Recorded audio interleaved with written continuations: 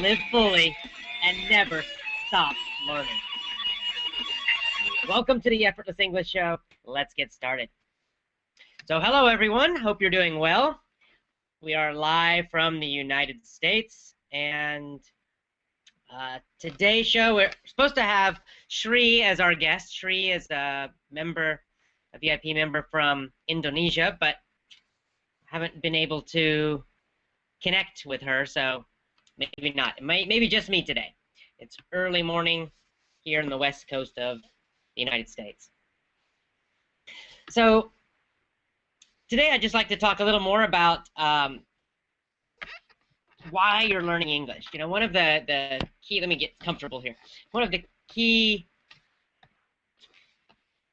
things you should focus on, like a key idea you should think about, is why. Having a strong reason why you are learning English. In other words, focusing on the deeper reason, the bigger reason. Too many people focus on tests. Oh, I've got to pass the IELTS. Oh, I've got to get the TOEFL test. All these kind of tests. And, you know, I understand that these tests are required sometimes to get a certain job or to go and to study in a university in the United States or another country. So people get very upset and worried about these exams. But the problem is that an exam is a really bad motivation. It does not really give you much energy. It doesn't give you much excitement. Nobody gets excited and passionate about an exam. Getting a little more comfortable here. And, you know, obviously, most of us think about exams as being something that's stressful or at the very least boring and unpleasant. So when you focus on that as your goal, you're basically creating a boring, stressful, and or unpleasant goal. And psychologically, it weakens your energy. It weakens your passion for learning. And because of that, you actually will learn more slowly. You won't have as much energy for studying and listening to English each day because you're just focusing on this test, this exam. And this is one of the problems with schools. They create this mentality, this thinking in their students, and it's very damaging, I believe. So what do I mean by a deeper purpose? So, you know, what do you want to use English for? Some people want to learn English in order to get a better job, make more money, build their own business internationally. And why do they want to do that? Because they want to have a better life for themselves. They want a better life for their families. That's a motivating goal. That's a strong goal. If you focus on this very positive goal of a better life for yourself and maybe for your family also, well, that's something that will energize you. That will give you passion and excitement. That is a powerful goal. So focus on that deeper goal, not on the exam. Some people want to learn English to make international friends, to travel the world more easily and communicate wherever they go, everywhere in the world, and to live a more adventurous, exciting international life. That's also a great, exciting, motivating goal. It's emotional and it's positive and exciting, and that will give you a lot more energy for learning English when you focus on that goal. So think deeper. Think more deeply about your goals and why you're actually learning English. And then focus on the more inspiring goal. Focus on the goal that makes you excited. And then listen to English connected to that goal and connected to your interests. Listen to interesting English, not just textbook preparation. All right. So let me check and see if our guest is here or not. I don't see our guest anywhere, so it looks like no guest today. Oh, no. So the good news about that for you is that it's more time to answer your questions on Twitter, so we can have a longer question time, which is nice. So why don't we do that now? Today I will have a little bit shorter show because I have a very busy day today. We are going snowboarding tomorrow, Actually, we're going to the mountains. I'm going snowboarding, and my wife is not going to snowboard. She's going to relax in the mountains and read books and have a nice week. Right, Tamoy? But I'll be snowboarding. So I'm excited to go snowboarding. This is only my second trip. I just learned snowboard last year and I love it, so I'm excited to do it this next week. But so I have a busy day today, lots of things to do. So short show today, just 30 minutes, and then we have to move to a different hotel and get ready to go to the mountains tomorrow. I'll talk more about the news at the end of the show. So let's go to your questions. So Twitter questions. I answer your questions on Twitter. So go to my Twitter. You have to put @ajhoge just so I can see it on Twitter, and then I'll read the questions and I'll pick some. I cannot answer all of them on the show, but I'll pick some and I'll answer in more detail. So let's take a look at what we got on Twitter. Twitter time, Twitter time, Twitter question time. Okay, here we go.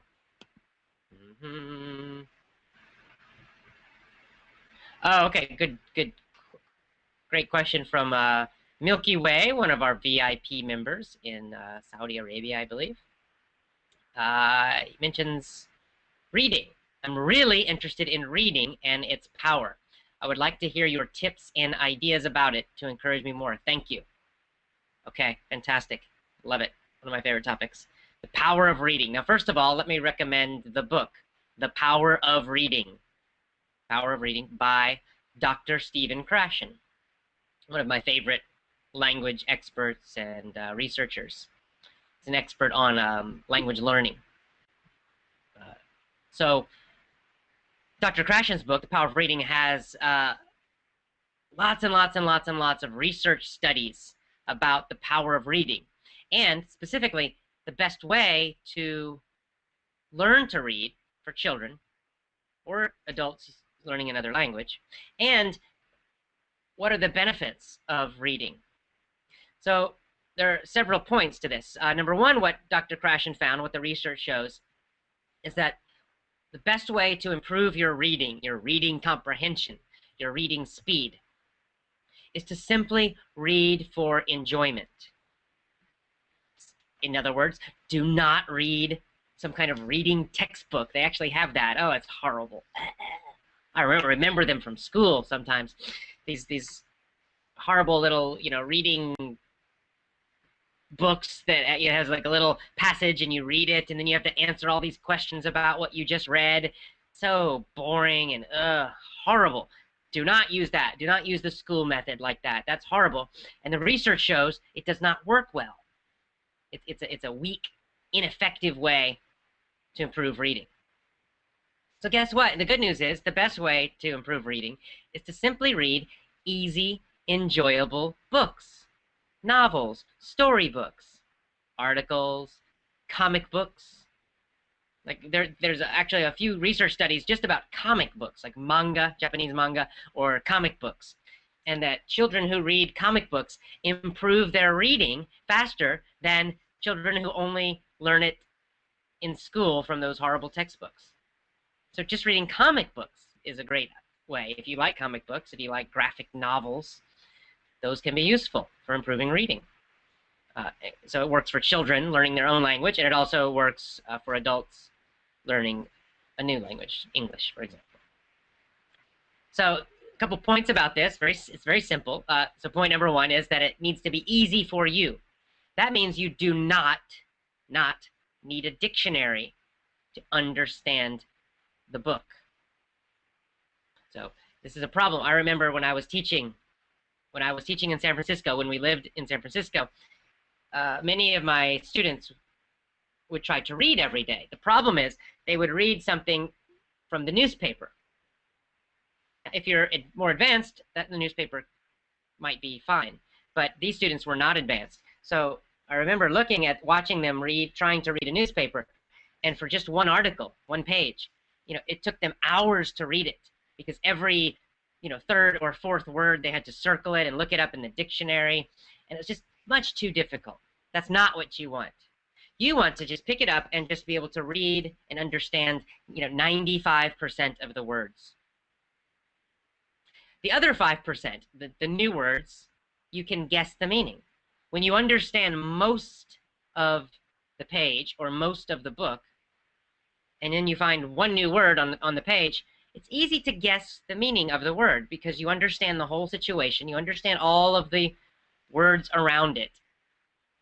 So usually you can get a pretty good guess of what the meaning of that word is. You don't need to stop and look in the dictionary and write it down.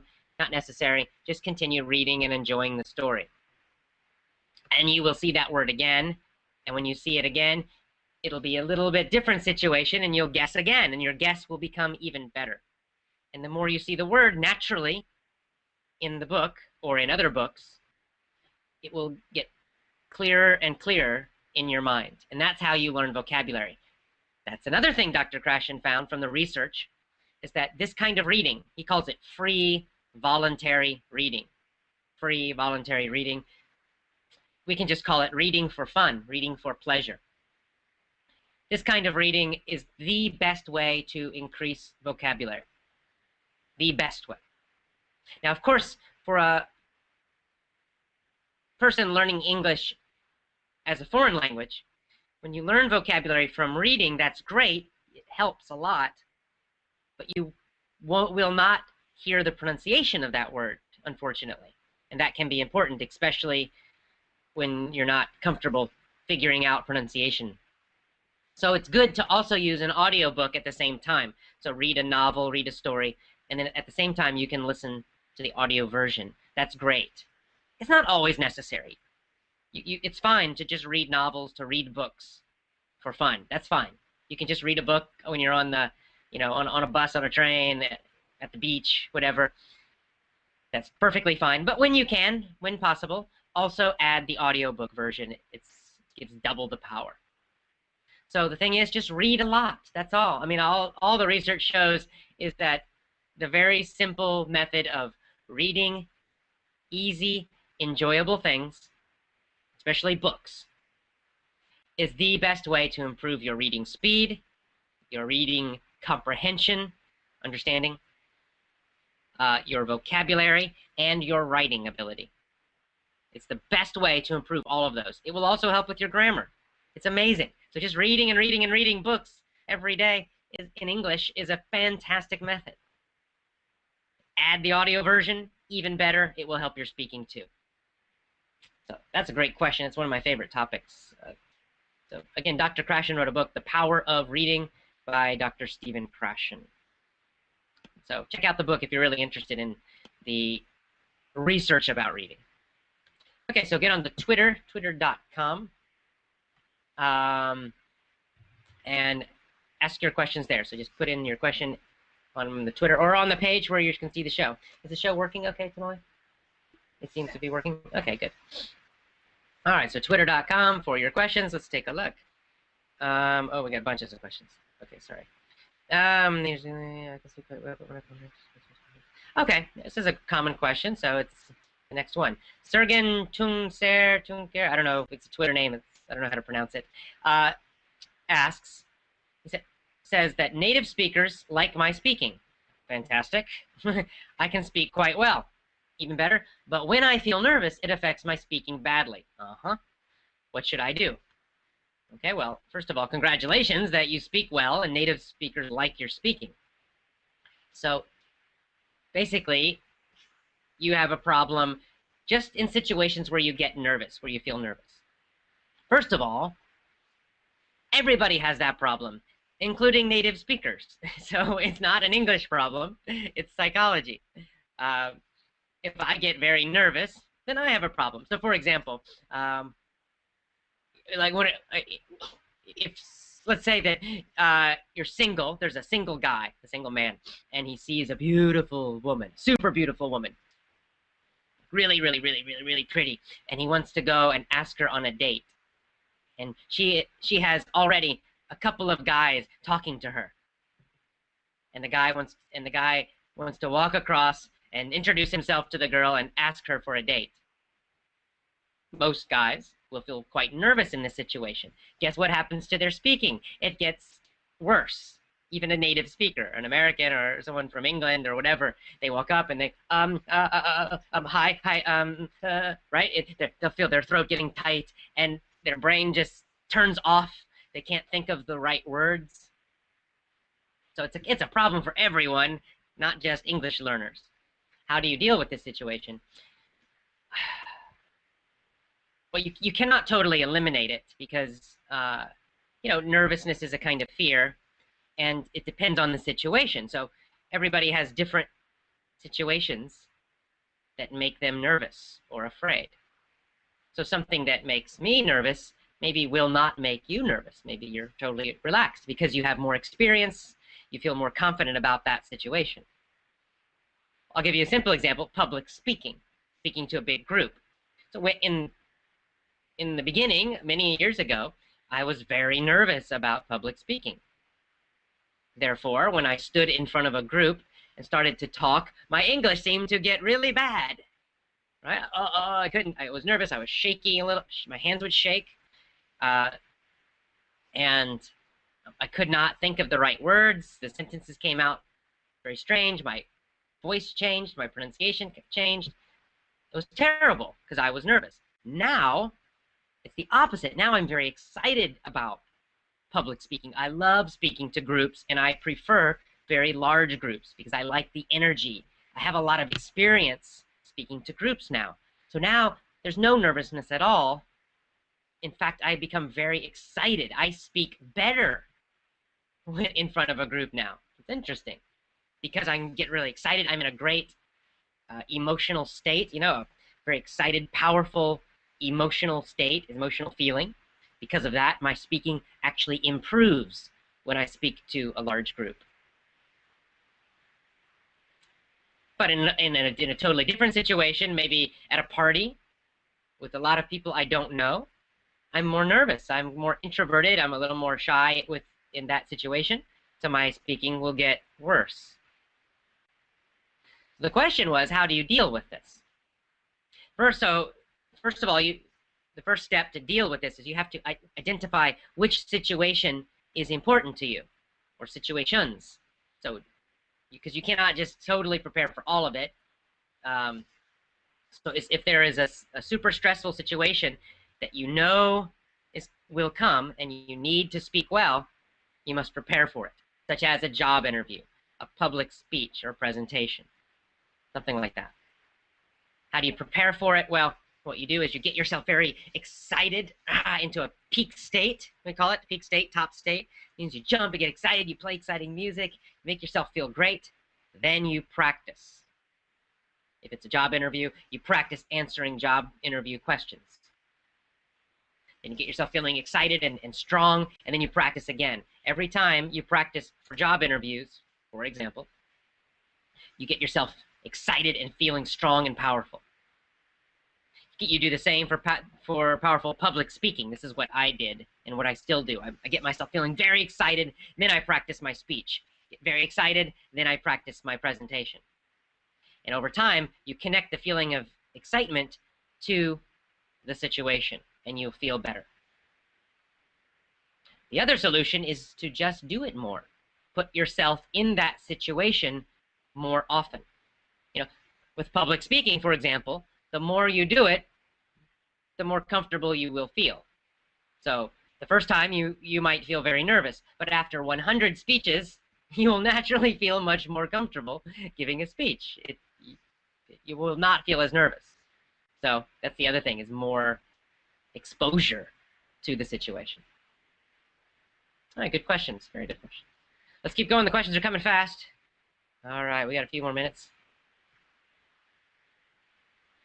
Okay, I realize that Americans time we're speaking. Okay, good. Alfredo, very good. Alfredo has a question. He says, I have a question. I realize that Americans, most of the time, are speaking with idioms and slang.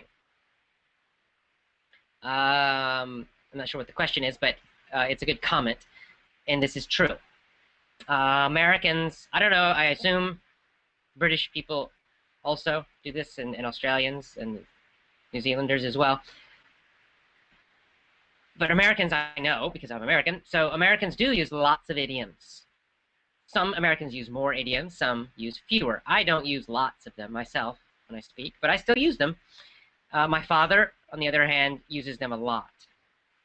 So this is uh, in all situations in English, not just casual English, but especially casual English between friends and family, or even coworkers, people you see more than one time.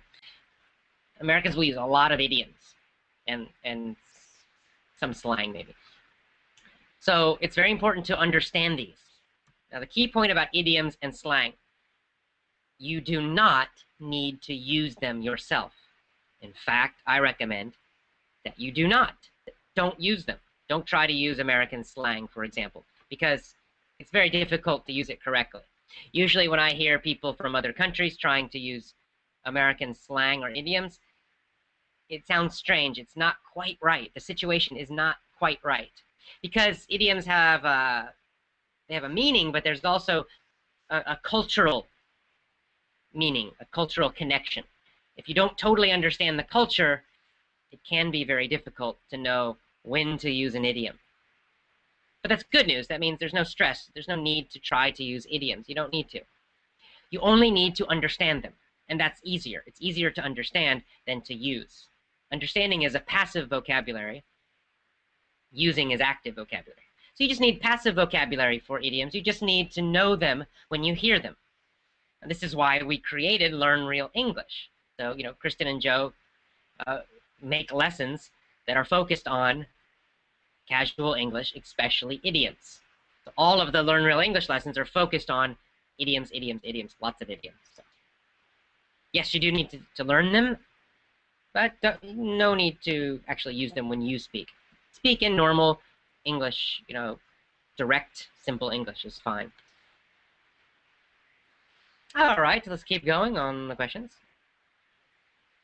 What?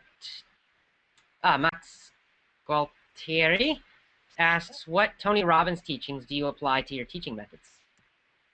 Well, first of all, I use a lot of NLP techniques in my teaching. NLP is neuro-linguistic programming.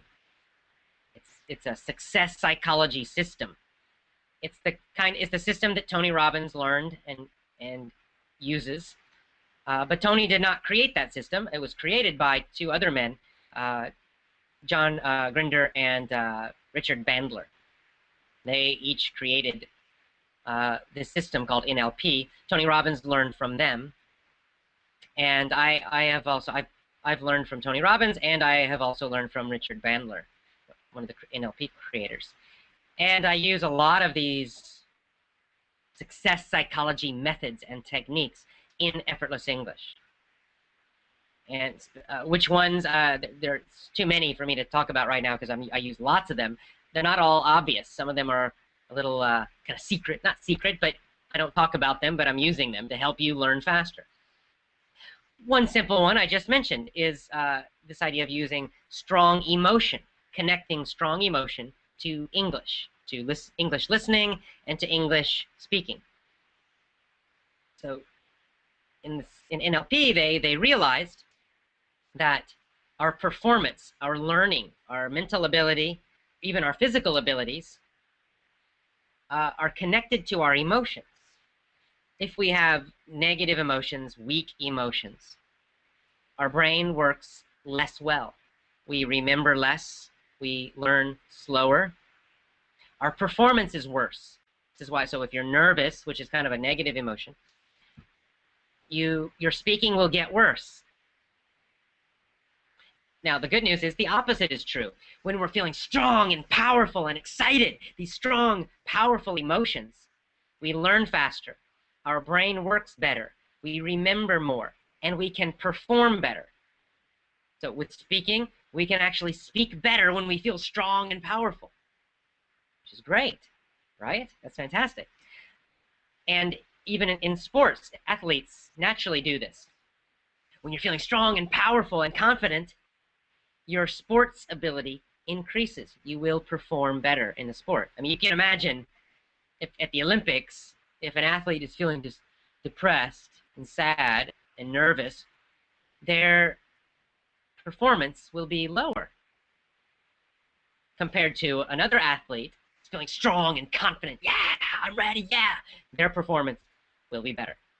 So we use this in Effortless English to connect powerful, strong, happy, excited emotions to English learning. We connect them together so that you feel stronger and more powerful as you learn English and when you use it. Strong technique, very important. All right, tons of questions are coming in. I've got time for a few more. Okay, why not? Christia Roos says, my mom's birthday is today. Please congratulate her. Her name is Radha. Happy birthday, Radha. We both listen to your lessons. You're the best. So happy birthday. Happy birthday to you. Happy birthday to you. Happy birthday, dear Radha. Happy birthday to you. Very nice. Okay, let's see. Right, let's go down the questions. This is a good question. Okay, the Gamer 36. How do I best describe Effortless English if I want to recommend it to someone? That's a very good question. How to, like in a short way. I recommend describing the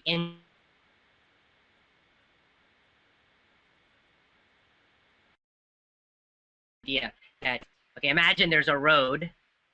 You're on a road. It's the path. It's the road to English perfection or mastery, not perfection. It's the road to English mastery. It's the road to powerful English speaking, right? That's your destination you want to go to.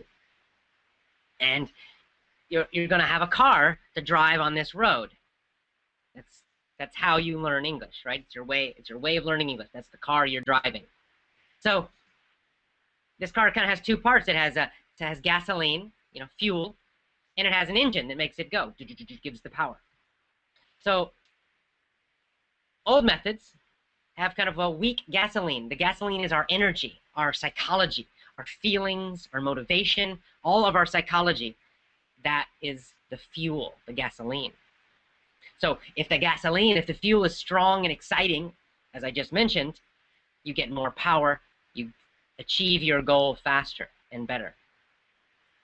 If, on the other hand, you're in school and you're sitting and you're kind of bored or low energy, then you're going to go much more slowly. You have less power for your goal. The engine, that's the method, the actual teaching techniques.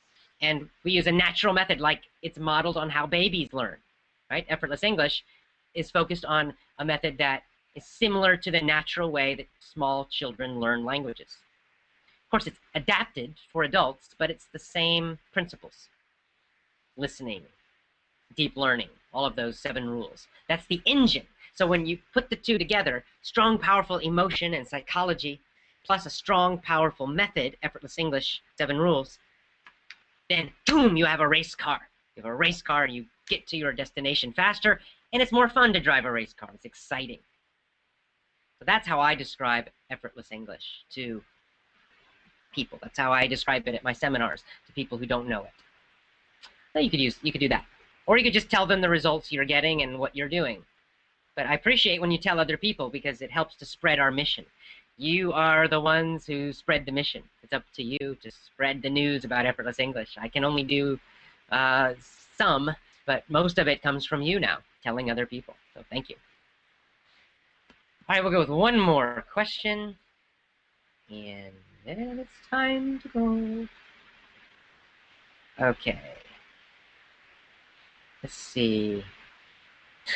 Maya Glasher, number 1, says, can you speak Japanese? If yes, say something in Japanese. No, not really. I speak survival Japanese. I call it taxi Japanese. I can survive in restaurants and transportation, train stations, things like that. But I cannot have full conversations in Japanese. That's quite a low level. So, わかります。少し。No, わかります。No, see? 私は少しわかります。See, I get nervous when I think about speaking another language too, and I forget it. Okay. All right. So, Japanese. All right, we got one more question. So, one more question. Let's see. All right, here's the last question, and then we move on. Last question is, what makes English the global language?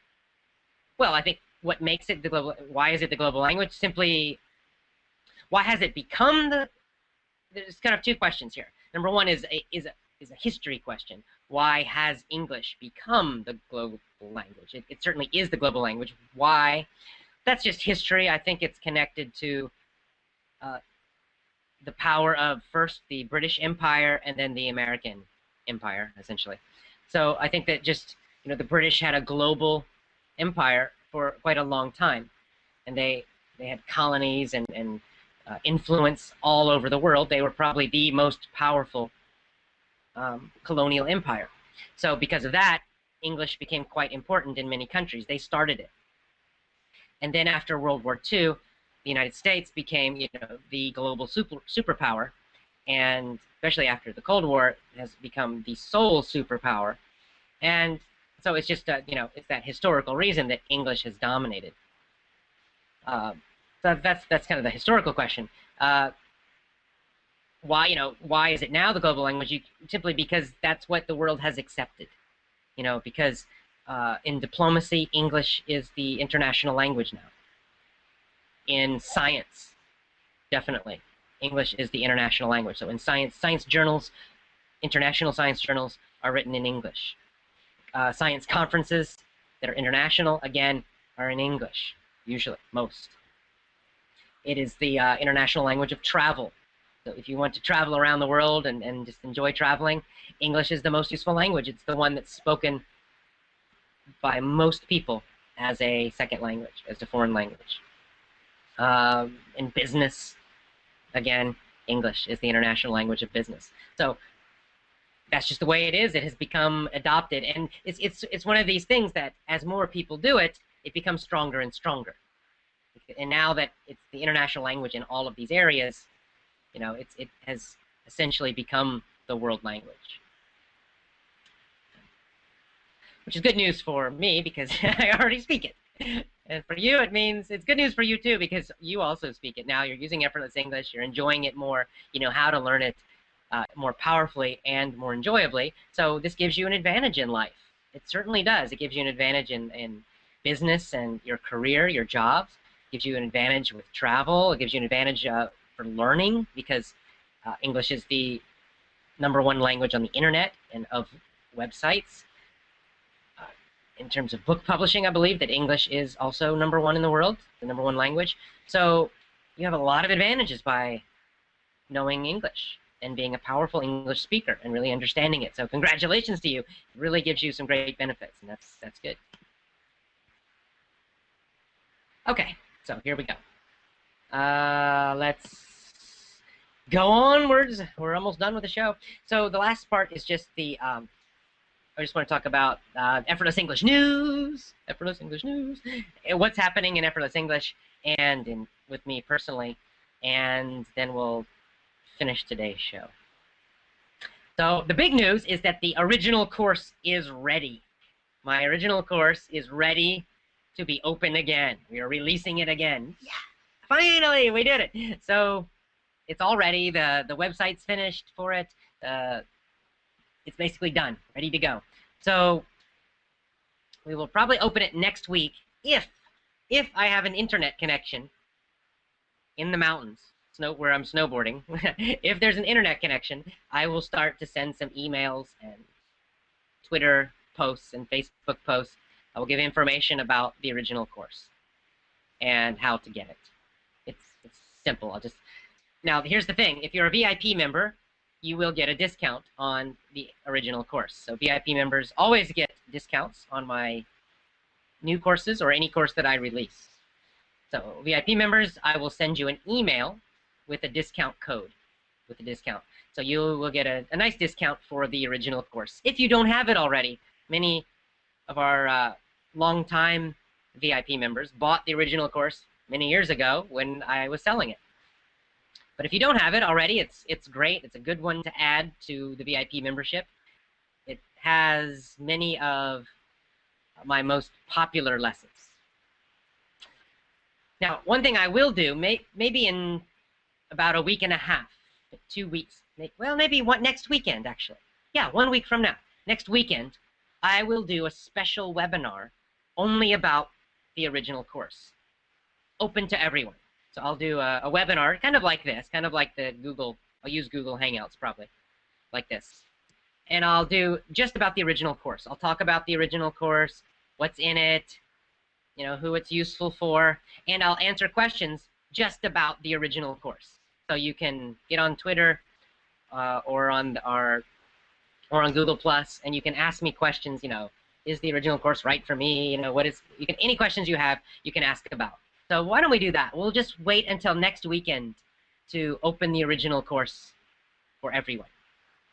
Next weekend. So 1 week from now, I will do a webinar, a live webinar, and I will talk about the original course. I'll give you all the information. You can ask me questions on text, you know, chat questions, and then I'll give you the link and the information to buy the course. VIP members, I'll probably send you an email earlier, and you can get it first with your discount.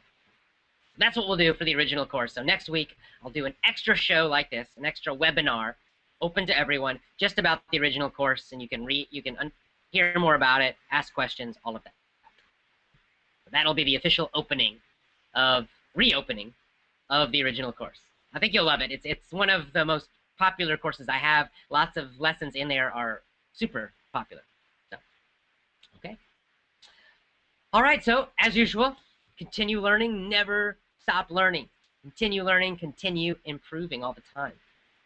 Our websites are effortlessenglishclub.com. Those are my courses, the Power English course, Foundation course, the original course coming soon next week, and of course the VIP program, which is just for, VIP simply means that it's for people who are the most motivated. Most motivated. They're the most energetic, the most enthusiastic about improving English and also learning about leadership and success. Also, our friends at Learn Real English, Kristen and Joe, have great lessons as well, focused on casual English and idioms. And my dad has business English lessons, businessenglishconversations.com. Alrighty, well, as usual, we end with the code, the mission, and the values. Our code just gives us the principles of how we interact, how we treat each other.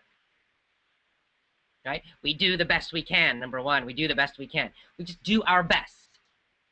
Nobody is perfect, but we always try to do our best. Number two, we do the right thing. We don't insult other people. We don't treat other people badly. And number three, we show each other we care. So we actively encourage each other. We say positive things to each other. If one of our Effortless English members or crew or fans does something well, we congratulate them. If they have a tough time, then we encourage them. We show other people we care. Our mission is to explore new opportunities for growth, to bring confidence, vitality, and happiness to people all over the world, to boldly go where we have never gone before. And of course, that mission is really focused on helping people, contributing to other people, and continually learning and being open to new ideas. And finally, our values. Number one, devotion to the mission. We're loyal to that mission. We help to spread that mission to other people around the world. Enthusiasm, number two. All right, we're excited and passionate about our lives, about being alive. Contribution means that we focus on contributing, giving to the world, making the world a better place. Maybe just our little community, maybe just our family around us, maybe the whole world, but we contribute. Number four, constant and never-ending improvement. We continually improve. We keep making little improvements in our life. We never stop learning. Constant and never-ending improvement. Number five, self-reliance. We're independent learners. Oops, sorry about that. We are independent learners, right? We take responsibility for our own lives. We don't wait for other people to solve our problems. We solve our own problems. We don't wait for other people to teach us. We go out and find knowledge, find coaches. We find what we need. We're self-reliant. Number six, persistence. It means we do not quit when something is important. When something is important to us, we keep going and going and going, and we do not stop. And finally, number seven, positive leadership. We are leaders in a positive way. We lead by showing a great example, showing a great, strong, positive example to other people. We inspire other people. That's our style of leadership, positive leadership. All right, thank you so much. It's been a great show. I've happy to talk to you again. We will have a show next weekend. We'll be back from the mountains next weekend. So there will be an Effortless English show next weekend. And also next weekend, there will be a free and open webinar about the original course for everyone. And I'll send more information about both of those on Twitter and email and everything else. So I'll see you again. Thank you so much. Mwah. I love you all. Thank you so much. It was great talking to you. And see you next week. Bye from the United States. See you again.